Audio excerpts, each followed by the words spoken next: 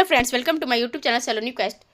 आज है 18 मार्च से 2025 से जितने भी इंपॉर्टेंट करंट अफेयर्स बनते हैं उन्हें हम इस वीडियो में डिस्कस करते हैं। आज की बात करते हैं। 18 मार्च से जितने भी इंपॉर्टेंट क्वेश्चन होते हैं उनसे रिलेटेड जो भी क्वेश्चन इफेक्ट होंगे उन्हें भी हम इस वीडियो में डिस्कस करेंगे। जितने भी एंड जो लास्ट डे के जितने भी क्वेश्चंस होते हैं उन्हें भी उनका भी रिवीजन करते हैं। चलिए स्टार्ट करते हैं। हमारा पहला क्वेश्चन है, हाल ही में किस भारतीय टेलीकॉम कंपनी ने स्पेस एक्स के साथ समझौता किया है? Recently which Indian telecom company signed an agreement with space x? Fifth, Airtel ने किया, जियो ने किया या नन ऑफ दिस, इनमें से कोई नहीं, वीआई ने। तो जियो कंपनी ने, भारत टेलीकॉम कंपनी जो जियो की है, इसने स्पेस एक्स के साथ समझौता किया। किसके साथ? स्पेस एक्स के साथ समझौता किया है। भारत में स्टारलिंक ब्रॉडबैंड इंटरनेट की पेशकश के लिए एलन मस्क के साथ स्पेस एक्स के साथ समझौता किया। किसके साथ? स्पेस एक्स एलन मस्क के साथ समझौता किया। स्पेस एक्स जो है एलन मस्क की कंपनी है। किसकी? एलन मस्क की कंपनी है। हाल ही में IIFA अवार्ड 2025 का आयोजन कहाँ हुआ है? Where were the IIFA award 2025 recently held? Mumbai, New Delhi, Jaipur या इनमें से कोई नहीं। तो इसमें जो आंसर है ये बाई मिस्टेक इनमें से कोई नहीं, गलत हो गया है, लेकिन इसका जो आंसर है वो जयपुर है। क्या है? जयपुर इसका आंसर है। साल 2025 में IIFA अवार्ड जो है अंतर्राष्ट्रीय भारतीय फिल्म अकादमी, इसका फुल फॉर्म क्या है? इंटरनेशनल इंडियन, जैसे कि अंतर्राष्ट्रीय भारतीय फिल्म अकादमी जो अवार्ड है, इसका आयोजन हुआ है जयपुर के आइनॉक्स में। कहाँ पर? जयपुर के आइनॉक्स में आयोजन हुआ है। GT सेंट्रल में 8 से 9 मार्च को हुआ था। इस कार्यक्रम में भारतीय सिनेमा के बेहतरीन कलाकारों को सम्मानित किया गया है। IIFA अवार्ड में शामिल रहे कलाकार अगर बताए जाएँ तो करीना कपूर खान है, शाहरुख खान, माधुरी दीक्षित, नूरा फतेही और कार्तिक आर्यन एंड श्रेया घोषाल, शाहिद कपूर हैं। IIFA अवार्ड के विजेता हैं। अब नेक्स्ट क्वेश्चन की हम बात करते हैं। हमारा नेक्स्ट क्वेश्चन है, होंडा कार्स इंडिया के नए अध्यक्ष और CEO कौन बनाए गए हैं? तो who recently became the new president and CEO of Honda cars India? Majnoon Alam, Takashi Nakajima, Nisashi Takeuchi, इनमें से कोई नहीं, ताकाशी नाकाजिमा जो हैं ये होंडा कार्स इंडिया के नए अध्यक्ष बनाए गए हैं। CEO भी बनाए गए और नए अध्यक्ष भी, दोनों ही बनाए गए। कौन है? होंडा कार्स के इंडिया के नए अध्यक्ष बनाए गए हैं। CEO कौन? ताकाशी नाकाजिमा बनाए गए हैं। अगर नए CM, अब बात की जाए BCI के अध्यक्ष की, तो बार काउंसिल ऑफ इंडिया के नए अध्यक्ष अभी बने हैं, तो 7वीं बार लगातार बनने वाले ही बन गए हैं ये। और बार काउंसिल ऑफ इंडिया के अध्यक्ष हैं मनन कुमार मिश्रा जी। कौन है? मनन कुमार मिश्रा जी। और नियुक्ति की बात करें तो अंजू राठी राणा जी को विधि सचिव नियुक्त किया गया। पहली महिला विधि सचिव नियुक्त किया गया। किसको? अंजू राठी राणा जी को नियुक्त किया गया है। अंजू राठी राणा ये हैं देश की पहली महिला विधि सचिव। अजीत रत्नाकर जोशी RBI के कार्यकारी निदेशक हैं। अजय भादु गवर्नमेंट मार्केट GEM के नए CEO हैं। नेक्स्ट क्वेश्चन हमारा, हाल ही में भारत की सबसे अमीर महिला कौन बनी है? तो हुई recently became the richest woman in India. तो भारत की अगर सबसे अमीर महिला की बात की जाए तो वह है सावित्री जिंदल। सावित्री जिंदल भारत की सबसे अमीर महिला बन गई हैं। कौन है? सावित्री जिंदल भारत की सबसे अमीर महिला बन चुकी हैं। सावित्री जिंदल हैं महिला। और अगर एलन मस्क जो है सबसे टॉप पर रहे हैं अमीर में, मतलब जो उनकी संपत्ति 500 करोड़ से भी ज़्यादा पार कर गई है। किसकी? एलन मस्क की। ब्लूमबर्ग बिलियनर्स के अनुसार, मतलब ये रिपोर्ट जो जारी करा है किसने? ब्लूमबर्ग ने की है। ब्लूमबर्ग के अनुसार ये रोशनी नदर ने अपने पिता से HCL का 47% हिस्सा हासिल किया है। और कौन बनी है? ये भारत की सबसे पहली अमीर महिला बन गई हैं सावित्री जिंदल। कौन है? सावित्री जिंदल भारत की सबसे अमीर महिला बन चुकी हैं। सावित्री जिंदल 34 बिलियन की बन चुकी हैं कुल संपत्ति के साथ। भारत की सबसे अमीर महिला बनी हैं। नेक्स्ट क्वेश्चन है हमारा, हाल ही में सुप्रीम कोर्ट के नए जज कौन बने? सुप्रीम कोर्ट के नए जज कौन बने? Who recently became a new supreme court जज? तो जस्टिस मनोज मेहता जो हैं सुप्रीम कोर्ट के नए जज बने हैं। कौन है? सुप्रीम कोर्ट के नए जज हैं जस्टिस मनोज मेहता। अगर हमारे इसकी चीफ जस्टिस ऑफ इंडिया की बात की जाए, चीफ जस्टिस ऑफ इंडिया कौन है? भारत के अभी 91वें नंबर के बन गए हैं संजीव खन्ना जी। 91वें नंबर के चीफ जस्टिस ऑफ इंडिया के बन गए हैं संजीव खन्ना। कौन? संजीव खन्ना है यहाँ के भारत के मुख्य न्यायाधीश, अभी 91वें नंबर के बने हैं संजीव खन्ना सर्वोच्च न्यायालय के 91 नंबर के मुख्य न्यायाधीश हैं ये। अगर इनके पहले की बात की जाए तो 50 नंबर के मुख्य न्यायाधीश, तो वो न्यायमूर्ति धनंजय यशवंत चंद्रचूड़ जी हैं। कौन है? न्यायमूर्ति धनंजय यशवंत चंद्रचूड़ हैं। नेक्स्ट क्वेश्चन है हमारा, हाल ही में किस देश में आए कुछ उष्णकटिबंधीय चक्रवात अल्फ्रेड ने भारी तबाही मचाई है? किसने? अल्फ्रेड ने। तो अल्फ्रेड चक्रवात ने भारी तबाही मचाई है किस देश में? ऑस्ट्रेलिया देश में मचाई है। किसमें? अल्फ्रेड चक्रवात ने ऑस्ट्रेलिया में तबाही मचा रखी है। किसने? उष्णकटिबंधीय चक्रवात है ये। ऑस्ट्रेलिया की राजधानी क्या है? कैनबरा है। जापान की राजधानी टोक्यो। दक्षिण कोरिया, सिंगापुर, ये सब एक एशिया के दक्षिणी देश हैं। दक्षिण एशिया के दक्षिणी में दक्षिण पूर्वी देश हैं। चक्रवात अल्फ्रेड ने क्या किया? ऑस्ट्रेलिया के पूर्वी तट पर तबाही मचा दी। यह चक्रवात क्वींसलैंड की राजधानी ब्रिस्बेन के पास से गुजरा था। इस चक्रवात के कारण कई जगहों पर बाढ़ आई थी इसकी वजह से।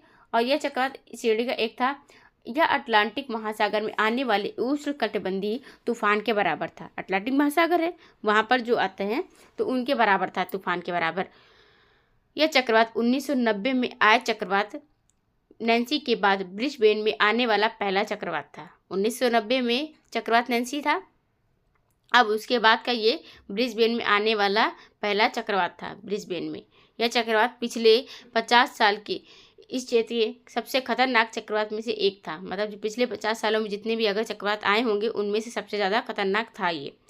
चक्रवात से जो नुकसान हुआ है, जगहों पर पेड़ उखड़ गए और बिजली के तार टूट गए। हजारों लोगों को अपना घर छोड़कर सुरक्षित स्थानों पर जाना पड़ा था। नेक्स्ट क्वेश्चन है हमारा, कहाँ पयोधी मिल्क बैंक का शुभारंभ हुआ है? कहाँ पर पयोधी मिल्क बैंक का शुभारंभ हुआ है? Where was the Payodhi milk bank recently inaugurated? तो एम्स दिल्ली, एम्स पटना या एम्स ऋषिकेश या इनमें से कोई नहीं। तो एम्स ऋषिकेश में पयोधी मिल्क बैंक का शुभारंभ हुआ है। ऋषिकेश में, ये ऋषिकेश कहाँ? उत्तराखंड में है। उत्तराखंड में एम्स ऋषिकेश है, यहीं पर पयोधी मिल्क बैंक का शुभारंभ हुआ है। मुंबई, अगर आज से 25 साल पहले अगर नवजातों की ज़िंदगी बचाने के लिए जुम्मा माँ का दूध मुहैया कराने के लिए मदर मिल्क बैंक की सोच रखने वाली डॉक्टर अर्मिडा फर्नांडिस ने मुंबई में देश के सबसे पहले मदर मिल्क बैंक की स्थापना की थी। मदर मिल्क बैंक की स्थापना सबसे पहले कहाँ पर हुई थी? तो मुंबई में हुई थी। ये पयोधी मिल्क बैंक है, इसका शुभारंभ कहाँ पर हुआ? ऋषिकेश में हुआ। उत्तराखंड के ऋषिकेश में हुआ है। उत्तराखंड की राजधानी है देहरादून और गैरसैंण। उत्तराखंड के सीएम पुष्कर सिंह धामी जी हैं। पुष्कर सिंह धामी उत्तराखंड के सीएम हैं। और उत्तराखंड में एकमात्र राज्य है जो यूसीसी लागू करने वाला, यूसीसी समान नागरिक संहिता लागू करने वाला एकमात्र राज्य बन गया उत्तराखंड। उत्तराखंड मतलब जो यूसीसी है किस आर्टिकल में आता है? आर्टिकल 44 में आता है। नेक्स्ट क्वेश्चन है हमारा, हाल ही में किस अंतरिक्ष एजेंसी ने स्पेयर एक्स टेलीस्कोप लॉन्च किया है जो ब्रह्मांड की उत्पत्ति का अध्ययन करेगा? तो recently which space agency launch the sphere telescope to study the origin of the universe? NASA, Roscosmos, JAXA, ISRO. NASA अंतरिक्ष एजेंसी ने स्पेयर एक्स टेलीस्कोप लॉन्च किया है। किसने? नासा अंतरिक्ष एजेंसी ने स्पेयर एक्स टेलीस्कोप लॉन्च किया है जो ब्रह्मांड की उत्पत्ति का अध्ययन करेगा। नासा करेगा ब्रह्मांड की उत्पत्ति का अध्ययन। नासा ही अभी स्पेस एक्स से मतलब जो अपना अपने जो अंतरिक्ष यात्री है उनको 19 मार्च को वापस ला रहा है फाल्कन 9 स्पेस एक्स से लॉन्च करके। कौन से हैं? बुच विल्मोर और सुनीता विलियम्स, 2 अंतरिक्ष यात्री हैं जो अभी तक 9 महीने से फंसे थे, अब वो वापस आ रहे हैं 19 मार्च को। नासा के। नासा कहाँ की स्पेस एजेंसी है? अमेरिका की स्पेस एजेंसी है। किसकी? अमेरिका की स्पेस एजेंसी नासा है। अमेरिका अभी WHO से बाहर हुआ है। किससे? WHO से, पेरिस जलवायु समझौते से बाहर हुआ और UNHRC से भी बाहर हो गया है। अमेरिका को देखते हुए अर्जेंटीना भी WHO से बाहर हुआ है। WHO की स्थापना 1948 को हुई थी। जिनेवा में हेडक्वार्टर है इसका। नेक्स्ट क्वेश्चन है हमारा, 1 अप्रैल 2025 से दिल्ली में कितने साल से पुराने वाहनों को पेट्रोल पंप पर ईंधन नहीं दिया जाएगा? तो from April 1, 2025 vehicles older than how many years will not be given fuel to petrol pumps in Delhi? तो 10 साल, 15 साल या 20 साल या 25 साल। तो 15 साल मतलब 15 ईयर्स के पहले जो लिए गए हैं वाहन होंगे, जो व्हीकल्स होंगे, उनको, पुराने व्हीकल्स को पेट्रोल पंप पर ईंधन नहीं दिया जाएगा। कहाँ पर? नई दिल्ली में नहीं दिया जाएगा इनको। 1 अप्रैल की बात हो रही है, जो वित्तीय वर्ष चालू होता है 1 अप्रैल 2025 से नहीं दिया जाएगा इनको पेट्रोल पंप पर ईंधन 15 साल पुराने वाहनों को। नई दिल्ली में अभी जनजाति आदि महोत्सव भी आयोजित किया है। किसने किया है? हमारे राष्ट्रपति द्रौपदी मुर्मू जी ने किया था आयोजन। कहाँ पर? नई दिल्ली में आयोजित किया था। नई दिल्ली में ESIC का 74वां स्थापना दिवस मनाया गया। कहाँ पर? नई दिल्ली में।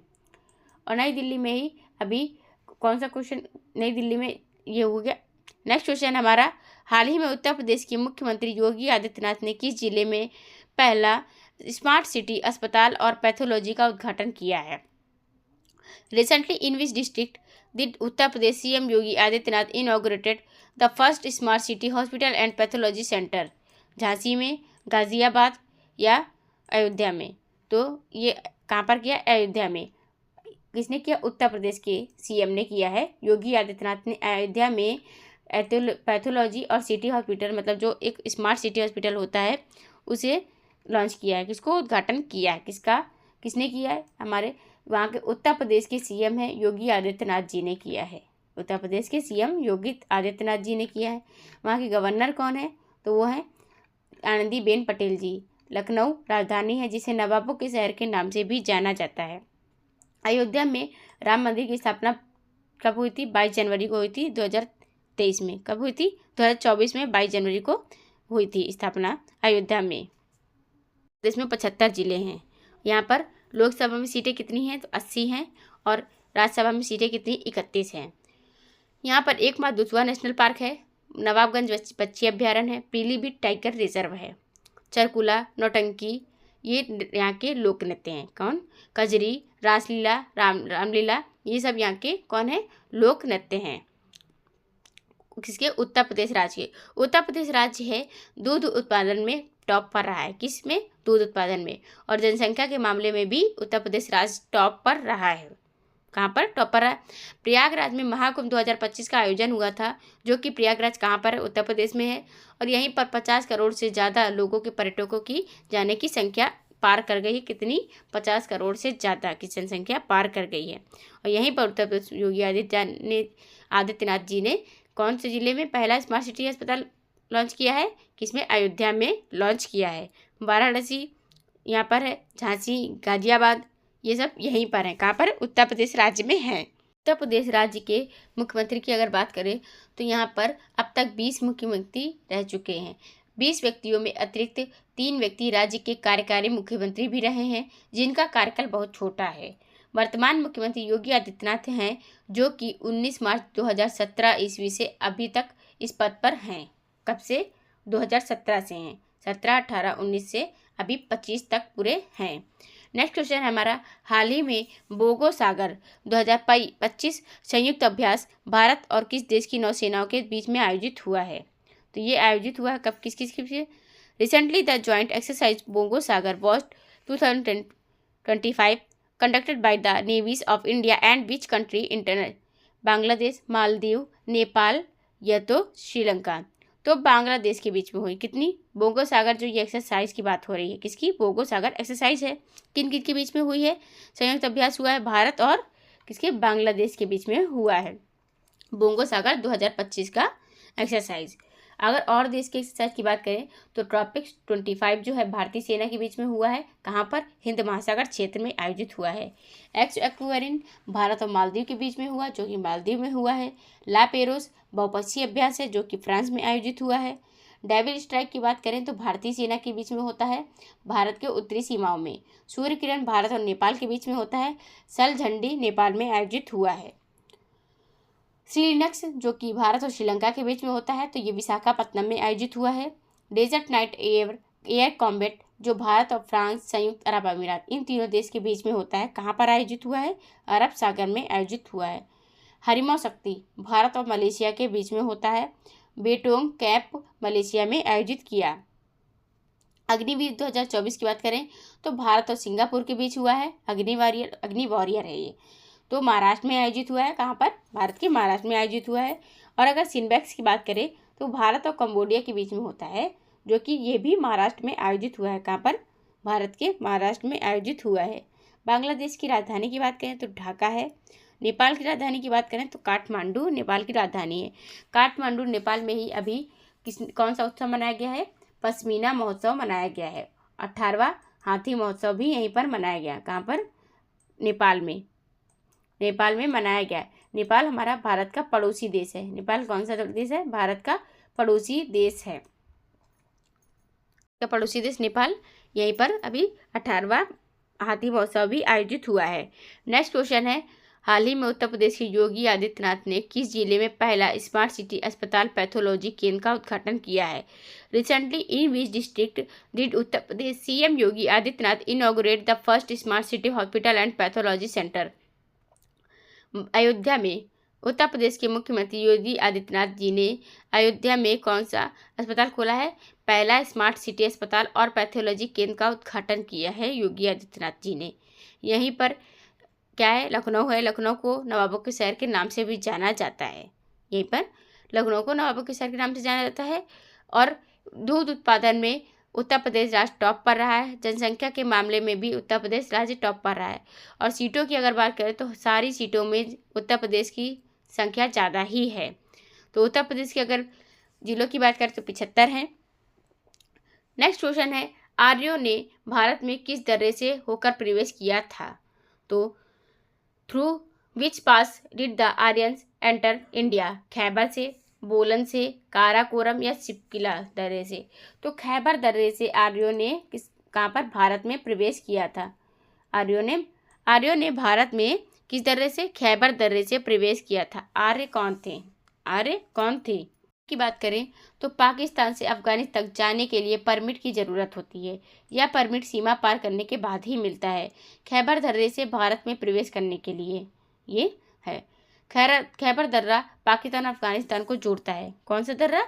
खैबर दर्रा जो है पाकिस्तान और अफगानिस्तान को जोड़ता है। यह दर्रा पेशावर और काबुल को जोड़ता है। स्पिन घर पहाड़ों के उत्तर पूर्वी हिस्से से होकर गुजरता है। दुनिया के सबसे पुराने ज्ञात दर्रों में से एक है ये। प्राचीन सिल्क रोड का हिस्सा था। कौन? खैबर दर्रा प्राचीन सिल्क रोड का हिस्सा था। मध्य एशिया और भारतीय उपमहाद्वीप के बीच एक महत्वपूर्ण व्यापार मार्ग भी था ये। नेक्स्ट क्वेश्चन है, ज्ञानपीठ पुरस्कार किस क्षेत्र में उत्कृष्टता के लिए दिया जाता है? In which field is the Jnanpith award given for excellence? तो ज्ञानपीठ पुरस्कार की बात करें तो ये किसके लिए दिया जाता है? साहित्य के लिए दिया जाता है, लिटरेचर के लिए दिया जाता है। ज्ञानपीठ साहित्य पुरस्कार की जो शुरुआत है 1961 से हुई थी। कब से हुई थी? 1961 से ज्ञानपीठ पुरस्कार की शुरुआत हुई थी। पहला जो पुरस्कार दिया गया था वो 1965 में किसको दिया था? जी शंकर कुरूप को दिया गया था। किसके लिए? मलयालम भाषा के लेखक थे, इनको दिया गया था पहला। ज्ञानपीठ पुरस्कार की शुरुआत हुई थी 1965 में, पहली बार दिया गया। यह मरणोपरांत नहीं दिया जाता, ओनली मतलब केवल भारतीयों को ही दिया जाता है। भारतीय ज्ञानपीठ पुरस्कार जो है, भारतीय ज्ञानपीठ पुरस्कार भारतीय ज्ञानपीठ संगठन द्वारा दिया जाता है। भारत का सबसे बड़ा साहित्यिक पुरस्कार है। अगर ज्ञानपीठ पुरस्कार जो है ये भारत का सबसे बड़ा साहित्यिक पुरस्कार है। इसी जैसे कि भारत का सर्वोच्च नागरिक सम्मान कौन सा है? भारत रत्न है। उसी तरह कौन सा संगठन ज्ञानपीठ पुरस्कार प्रदान करता है? Which organization award the Jnanpith award? Lalit Kala Akademi, Madhya Pradesh सरकार देती है, या साहित्य अकादमी, या भारतीय ज्ञानपीठ? तो भारतीय ज्ञानपीठ संगठन जो है ज्ञानपीठ पुरस्कार प्रदान करता है। इस पुरस्कार में धनराशि, प्रशस्ति पत्र और वाग्देवी की कांस्य प्रतिमा दी जाती है। 1965 में इस पुरस्कार की शुरुआत 1 लाख रुपए की धनराशि से हुई थी। तब जब 1965 में 1 लाख रुपए से शुरू हुआ था। 2005 में इस पुरस्कार की धनराशि 7 लाख रुपए कर दी गई और 2023 में इस पुरस्कार की धनराशि 11 लाख रुपए हो गई है। साल 1965 में मलयालम के लेखक जी शंकर कुरूप को पहला ज्ञानपीठ पुरस्कार मिला था। किसको ज्ञानपीठ पुरस्कार मिला था पहला? तो जी शंकर कुरूप को, जो कि मलयालम के लेखक हैं। 1965 में मिला था। साल 1968 में सुमित्रा नंदन पंत को उनकी कृति चिदम्बर के लिए ज्ञानपीठ पुरस्कार मिला था। किसको? हिंदी लेखक हैं ये। हिंदी लेखक सुमित्रा नंदन पंत को 1968 को उनकी कृति चिदम्बरम के लिए ज्ञानपीठ पुरस्कार मिला था। इसी तरह 1972 में हिंदी के लेखक हैं जो कि रामधारी सिंह दिनकर जी, इनको भी ज्ञानपीठ पुरस्कार दिया गया था, जो कि पद्मश्री से भी सम्मानित हैं। ज्ञानपीठ पुरस्कार के पहले प्राप्तकर्ता जी शंकर कुरूप को उनकी किस कृति के लिए यह पुरस्कार मिला था? For which work has the first Jnanpith award recipient G Shankar Kurup honoured? उल्लकुझड़, बांस की बांसुरी, विलासहारी, अगस्त 15 या साहित्य कौतुकम? तो उल्लकुझड़, बांस की बांसुरी के लिए ज्ञानपीठ पुरस्कार के पहले प्राप्तकर्ता जी शंकर कुरूप को उनकी इस कृति के लिए दिया गया था। उल्लकुझड़ कृति के लिए यह पुरस्कार मिला था। ज्ञानपीठ पुरस्कार किसको मिला? जी शंकर कुरूप को मिला गया था पहला, जो कि मलयालम के लेखक हैं, और उनकी जो कृति है वो है उल्लकुझड़, बांस की बांसुरी है। शुरुआत हुई थी 61 में, पहला पुरस्कार 1962 में दिया गया। 1982 तक इसे किसी विशिष्ट कार्य के लिए दिया जाता था। उसके बाद इसे साहित्य के किसी लेखक के समग्र योगदान के लिए दिया जाने लगा। ज्ञानपीठ पुरस्कार की बात हो रही है।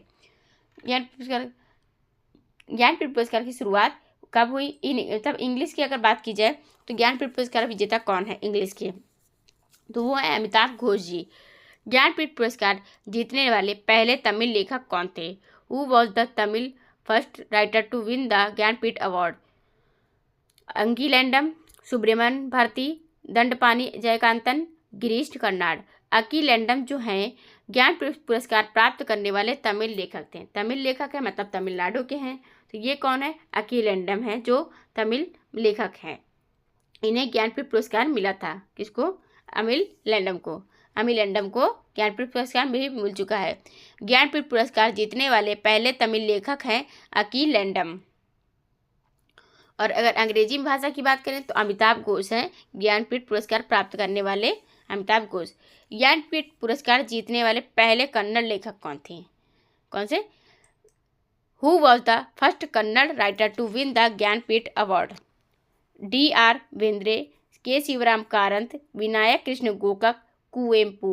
कुवेम्पु जो है ज्ञानपीठ पुरस्कार प्राप्त करने वाले पहले कन्नड़ लेखक थे। कन्नड़ लेखक कौन है? कुवेम्पु हैं। कुप्पली वेंकटप्पा पुट्टप्पा कुवेम्पु, मतलब ये शॉर्ट फॉर्म है। इस तरीके से कुवेम्पु ज्ञानपीठ पुरस्कार पाने वाले पहले कन्नड़ लेखक थे। उन्हें 20वीं सदी का सबसे महान कन्नड़ कवि कहा माना जाता है। किसको? कुवेम्पु को। कन्नड़।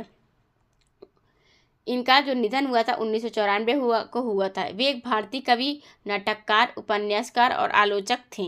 कौन? कुवेम्पु, जो कि कौन? कन्नड़ लेखक थे। इन्होंने मलेगलाली, मुदुमगालू और श्री रामायण दर्शनम के लिए उन्हें सम्मानित किया गया है। उपन्यास हैं ये इनके। रामायण दर्शनम के प्रकाशन से कन्नड़ साहित्य का पुनर्जागरण हुआ था। ज्ञानपीठ पुरस्कार भारतीय ज्ञानपीठ पुरस्कार द्वारा दिया जाता है और 8वीं अनुसूची में शामिल किसी भी भाषा के लिए दिया जाता है। यह पुरस्कार 8वीं अनुसूची में जितनी भी भाषाएं हैं उन सब भाषाओं में इसको दिया जाता है। किसको? ज्ञानपीठ पुरस्कार को दिया जाता है। ज्ञानपीठ पुरस्कार पाने वाले पहले उर्दू लेखक कौन थे? उर्दू लेखक कौन थे? तो ये है नेक्स्ट हमारा क्वेश्चन।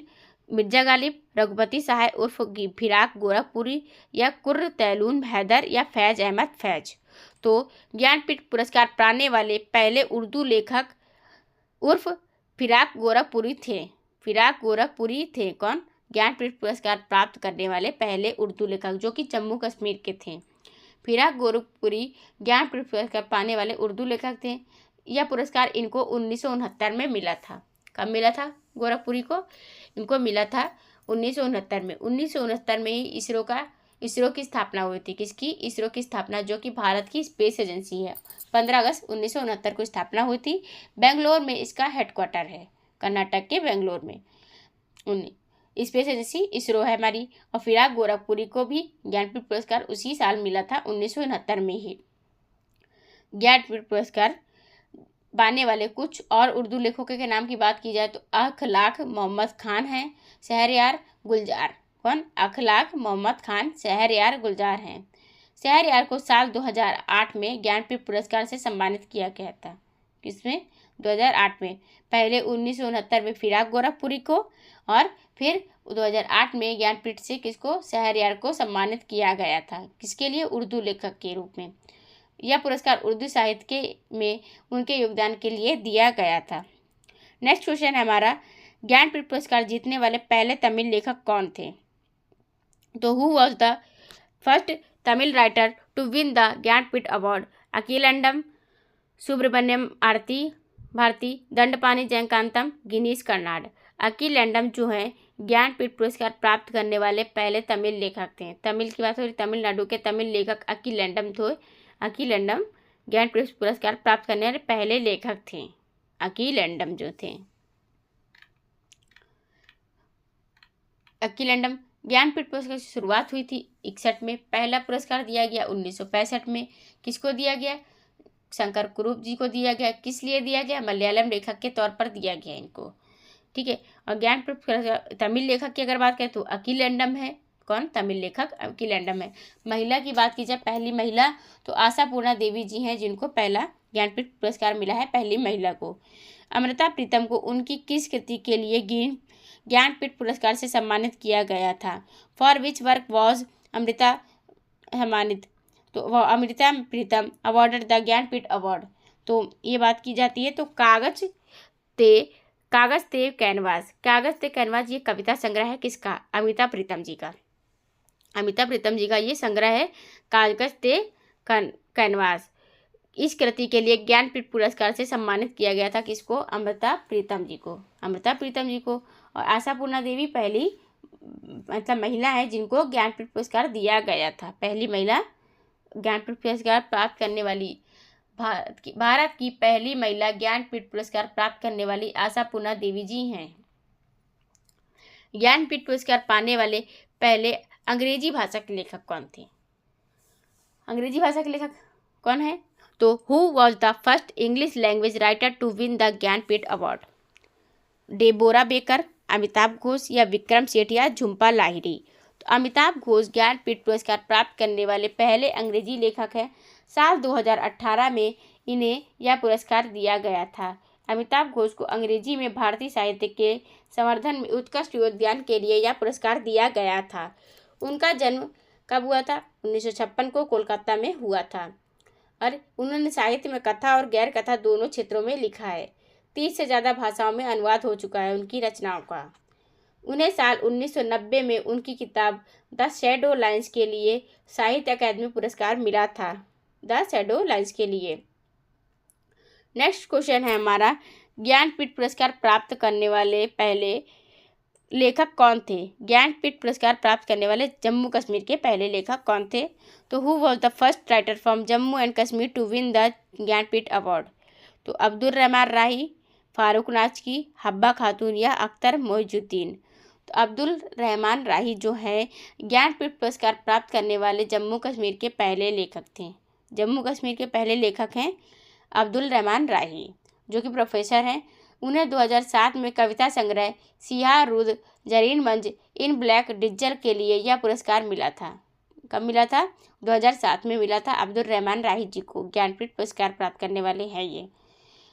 9 जनवरी 2023 को 97 साल की उम्र में इनका निधन हो चुका है। कब हुआ है ये निधन? हो चुका किसका?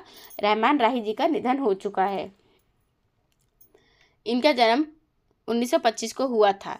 ज्ञानपीठ पुरस्कार जीतने वाले पहले असमिया लेखक कौन थे? Who was the first Asamiya writer to win the Jnanpith award?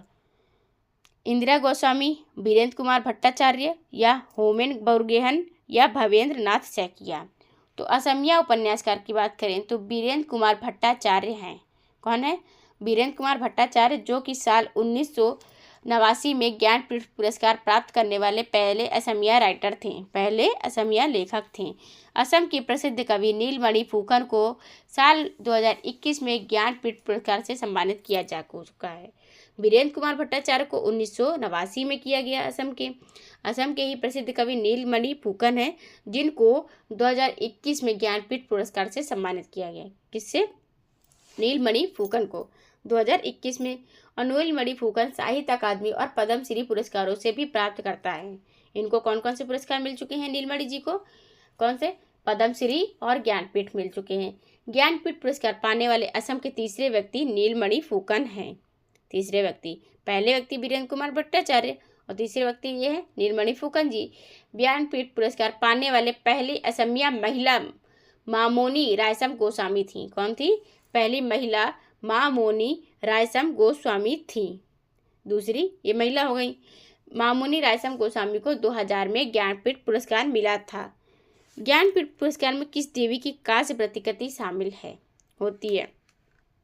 Which goddess bronze replica is included in the Jnanpith award? Lakshmi, Saraswati, Kali या दुर्गा? तो किसकी, देखो ज्ञानपीठ पुरस्कार मतलब ज्ञान की देवी। ज्ञान की देवी कौन है?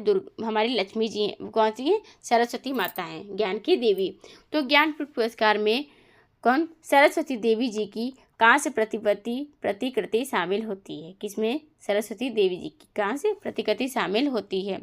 अगर ये जो ज्ञानपीठ पुरस्कार है वो 1961 में शुरुआत हुई है। 65 में पहला पुरस्कार मिला है। किसको? जी शंकर कुरूप जी को, मलयालम लेखक के लिए। पहली महिला की बात की जाए तो आशापूर्णा देवी जी हैं, जो कि पहली महिला हैं किसकी? ज्ञानपीठ पुरस्कार प्राप्त करने वाले। और 56वां ज्ञानपीठ पुरस्कार किसको मिला है 2022 के? तो नीलमणि फुकन। ज्ञानपीठ पुरस्कार साहित्य के क्षेत्र में उत्कृष्ट योगदान के लिए दिया जाने वाला भारत का सर्वोच्च सबसे पुराना सम्मान है। पहली बार यह पुरस्कार 1965 में प्रदान किया गया। फिर उसके बाद असमिया कवि की बात करें तो नीलमणि फुकन को 56वें ज्ञानपीठ पुरस्कार 2022 से सम्मानित किया गया है। किससे? 2022 से सम्मानित किया गया है। कौन सा संविधान सभा की प्रारंभिक प्रारूप समिति का सदस्य था? Who among the following was a member of preliminary drafting committee of the constituent assembly? तो T Krishnamachari, BN Rao, doctor KM Munshi या N माधव राव? तो ये हैं KM Munshi. Doctor KM Munshi ji जो हैं संविधान सभा की प्रारंभिक प्रारूप समिति का अध्यक्ष थे। प्रारंभिक की बात हो रही है। प्रारंभिक प्रारूप समिति के अध्यक्ष कौन थे? तो डॉक्टर KM मुंशी थे। डॉक्टर KM मुंशी थे। भारतीय संविधान की प्रारूपण समिति के सदस्य नहीं थे। एक थे और एक नहीं थे। तो थे KM मुंशी जी, अब नहीं थे कि पूछा जा रहा है। तो who among the following was not a member of drafting committee of the Indian constitution? BR Ambedkar Rao, जो कि अल्लादी कृष्णमा स्वामी, या तो N गोपाल स्वामी अयंगर, या तो राजेंद्र प्रसाद जी। तो राजेंद्र प्रसाद जी जो हैं प्रारूपण समिति के अध्यक्ष नहीं थे। प्रारूप समिति के अध्यक्ष की अगर बात की जाए तो वो भीमराव अम्बेडकर जी थे, मेन थे। अल्लादी कृष्णमा स्वामी जी थे और N गोपाल स्वामी अयंगर भी थे। KM मुंशी भी थे। राजेंद्र प्रसाद स्वतंत्र भारत के प्रथम राष्ट्रपति थे। कौन? राजेंद्र प्रसाद जी। और इन्हें आजाद शत्रु और देश रत्न के नाम से भी जाना जाता है। किसको? राजेंद्र प्रसाद जी को। प्रारूपण समिति ने भारतीय संविधान का पहला प्रारूप कब प्रकाशित किया था? Where did the drafting committee publish the first draft of the Indian Constitution? 1948 में, फरवरी 1948 में, जून 1948 में या जनवरी 1948 में? तो फरवरी 1948 में प्रारूपण समिति ने भारतीय संविधान का पहला प्रारूप प्रकाशित किया था। पहला प्रारूप प्रकाशित किया था कब? फरवरी 1948 में किया गया था। प्रारूप समिति के अध्यक्ष की बात की जाए तो पहले भीमराव अम्बेडकर जी मेन थे यहाँ के। और डॉक्टर राजेंद्र प्रसाद जो थे वो किस समिति के अध्यक्ष थे? संविधान सभा के पहले अध्यक्ष की बात है, स्थायी अध्यक्ष। कौन? संविधान सभा के स्थायी अध्यक्ष थे राजेंद्र प्रसाद जी। और अगर संविधान सभा के अस्थायी अध्यक्ष की बात की जाए तो सच्चिदानंद सिन्हा जी थे, जो सबसे बुजुर्ग व्यक्ति थे, वही थे अध्यक्ष। हाल ही में किसे राष्ट्रीय फिल्म पुरस्कार 2025 में सर्वश्रेष्ठ अभिनेता का पुरस्कार मिला है? तो राष्ट्रीय फिल्म पुरस्कार 2025 में सर्वश्रेष्ठ अभिनेता का पुरस्कार विक्की कौशल को मिला है। किसको मिला है? राष्ट्रीय फिल्म पुरस्कार विक्की कौशल को मिला है। अगर 2024 में ऋषभ शेट्टी को मिला था फिल्म कंतारा के लिए सर्वश्रेष्ठ अभिनेता का राष्ट्रीय पुरस्कार मिला था। राष्ट्रीय फिल्म पुरस्कार 2024 की अगर बात करें तो ऋषभ शेट्टी थे। किस फिल्म के लिए मिला था? फिल्म कंतारा के लिए मिला था, सर्वश्रेष्ठ अभिनेता का पुरस्कार मिला था। और 2025 में किसको मिला है? तो वो विक्की कौशल को मिला है। विक्की कौशल को प्रदान किया गया सर्वश्रेष्ठ अभिनेता का पुरस्कार। अगर ऑस्कर की बात करें तो ऑस्कर में एड्रियन ब्रॉडी को सर्वश्रेष्ठ अभिनेता का पुरस्कार मिला है। किसको? ऑस्कर में बात करें तो ऑस्कर जो हुआ था। नेक्स्ट क्वेश्चन है, किस अंतर्राष्ट्रीय संगठन ने भारत को 2025 में स्थायी सदस्यता देने का प्रस्ताव रखा? Which international organization recently proposed permanent membership for India in 2025। तो संयुक्त राष्ट्र ने अंतर्राष्ट्रीय संगठन ने भारत को 2025 में स्थायी सदस्यता देने का प्रस्ताव रखा है। संयुक्त राष्ट्र UN की बात हो रही है। इसने भारत को शांति स्थापना और अंतर्राष्ट्रीय संबंधों में मदद की है। भारत भी संयुक्त राष्ट्र उद्देश्यों और सिद्धांतों को लागू करने में योगदान देता रहा है। तो भारत 1 जनवरी 1942 को वाशिंगटन में संयुक्त राष्ट्र घोषणा पर